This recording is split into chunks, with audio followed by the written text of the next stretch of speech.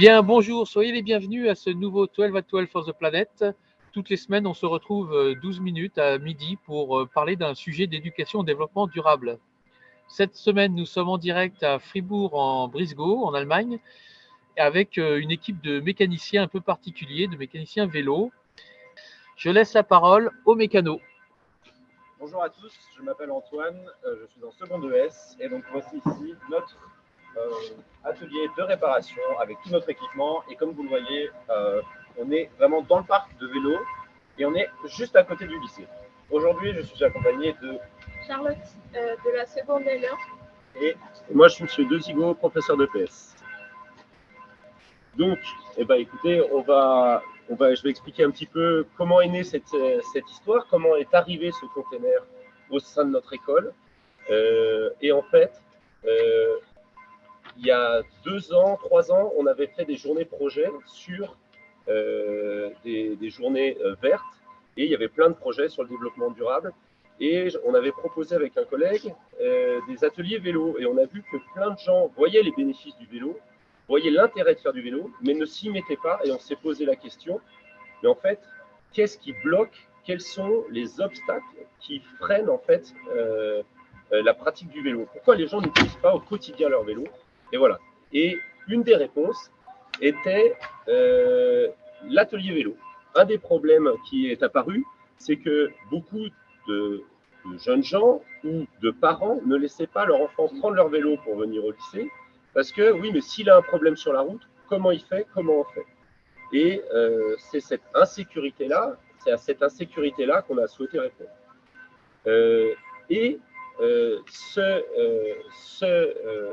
Ce projet vélo, il vient une fois qu'on a pensé, oui, mais si on avait un atelier de réparation vélo au sein de notre école, en fait, on a vu que c'était une brique centrale dans tout l'édifice pour développer une culture vélo même plus large.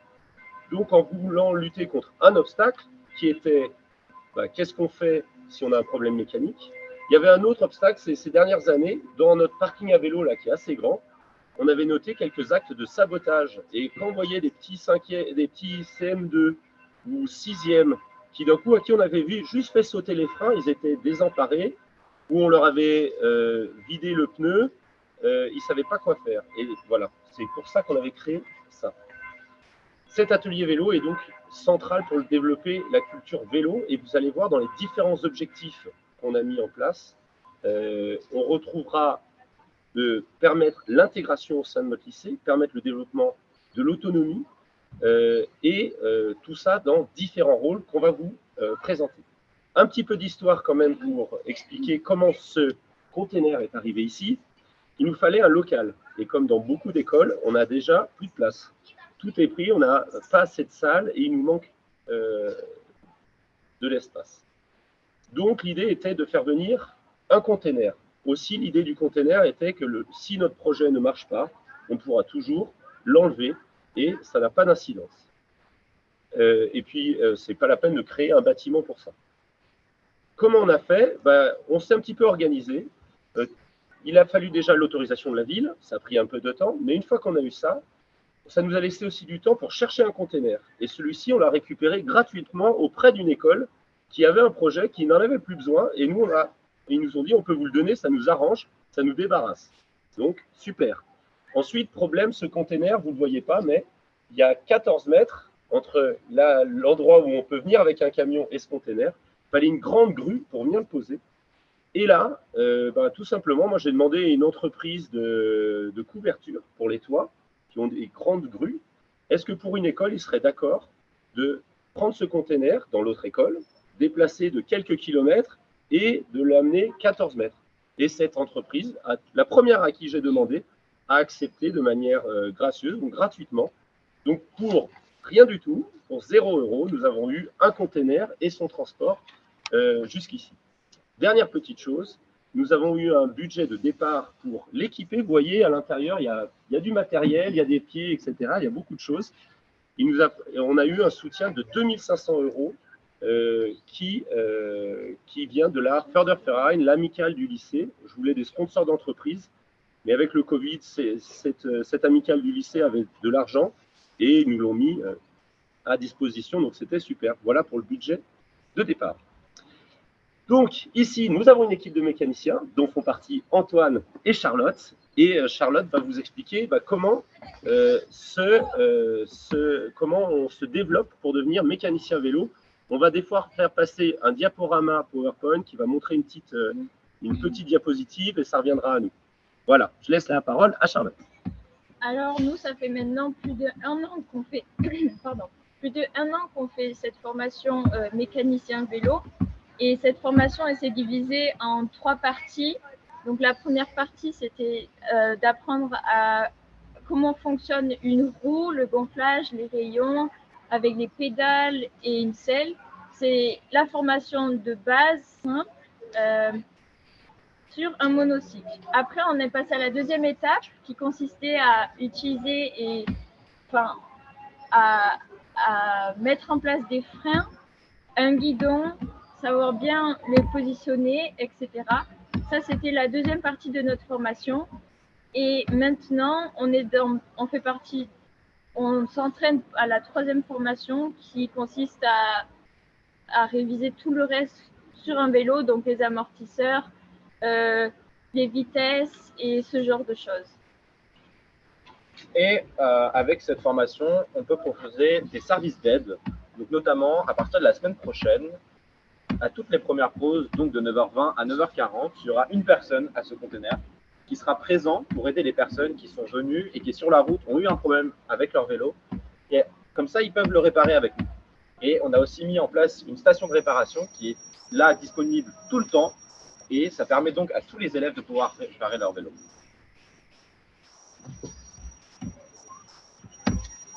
Donc, nous, dans ce projet de formation, nous, on a suivi une formation mécanicien, mais on aimerait bien la partager, cette formation, qui nous fait que pendant les événements, comme l'année dernière, lors de la République Dreisamn, nous avons organisé un atelier qui nous permettait de transmettre un peu nos savoirs. Donc, concernant les équipements, la réparation ou l'entretien d'un vélo ou d'une trottinette, on a voulu le transmettre sous une base d'atelier. Et ce projet, on aimerait bien le mettre en place dans chaque occasion de façon à, comme je l'ai dit, transmettre notre savoir. Et on aime. Ouais. On va profiter de certaines pauses ou de nouveaux projets pour ça. Autre objectif de notre atelier, c'est le soutien aux cours d'EPS. En fait, donc moi, je suis professeur d'EPS et j'ai proposé à mes collègues que pour développer la culture vélo à partir du CM2 et de la 6e, on aborde des compétences proches du vélo avec nos trottinettes qui ont des roues vélo. Là, il y avait un frein, c'est que mes collègues, au début, ils n'auraient pas été forcément enthousiastes de faire ça en cours de sport parce que ils disaient ouais, mais tout l'aspect mécanique, si j'ai un problème, comment je fais, ça va être compliqué. Et moi, je suis arrivé en disant on veut développer la culture vélo, là, tout le monde était pour. 2, on peut le faire en EPS avec des trottinettes. Et 3, il y aura un soutien mécanique. Donc, et donc, ça nous permet de faire des cours. Autre chose, même sur d'autres aspects de notre enseignement, il y a un club cirque.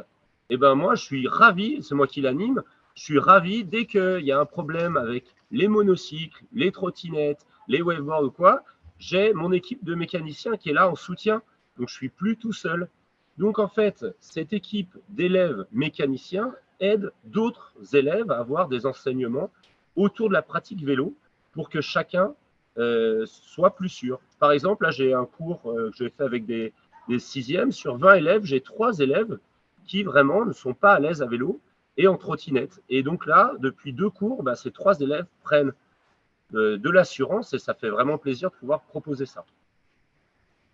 Dernier objectif, et là je vais laisser la parole à Antoine, c'est que dans l'idée de départ, on a amené ce container et lors du projet Friday, un autre projet qui avait lieu dans notre lycée, Antoine et des amis à lui avaient proposé une idée de prendre des vieux vélos, les restaurer, et ça, vous étiez l'équipe des Vélociraptors, si je me souviens bien, et en fait, nos idées ont convergé, et donc c'est pour ça qu'on travaille ensemble.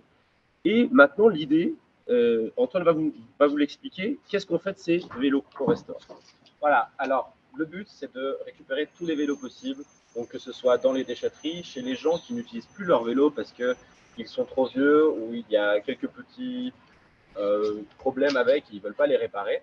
Donc nous, notre but c'est de les amener ici, de les réparer et après de mettre une flotte à disposition de tous les élèves. Comme ça, par exemple, ici c'est un lycée qui a une double nationalité. Il y a la moitié des élèves qui viennent de France et ils n'ont pas de vélo avec eux. C'est un super moyen d'intégration, que tout le monde puisse avoir son vélo. Et aussi au niveau des professeurs, par exemple de biologie ou d'art plastique, s'ils veulent faire un truc dans la nature, ils n'ont plus d'excuses. Maintenant, ils peuvent prendre les vélos, on a des casques, on a des cadenas, et ils vont pouvoir aller n'importe où avec, et avec toute la classe. Voilà, et donc, dernière chose, cet atelier vélo, vous voyez, qui permet de développer la culture vélo dans les cours de PS, dans les autres cours, dans la vie extrascolaire également. On peut même imaginer un service de location. Si une famille qui habite ici a besoin de vélo parce que des amis viennent à la maison, ils pourraient louer auprès de nous. Ça nous permettrait d'avoir un peu d'argent qu'on réinvestirait dans la location, dans la réparation des choses. Donc ici, ça devient un centre de la culture vélo. Et à partir de là, oui, on peut faire des ateliers d'entretien, de mécanique, mais on peut partir aussi. Quels sont les obstacles? Faire d'autres ateliers sur la culture vélo. Qu'est-ce que je fais en cas d'intempérie? Qu'est-ce que je fais en cas même d'agression d'une personne? Mon trajet, comment je l'analyse? Où est-ce que je trouve du soutien sur mon trajet en vélo? Et c'est à partir de là qu'on pourra créer ça.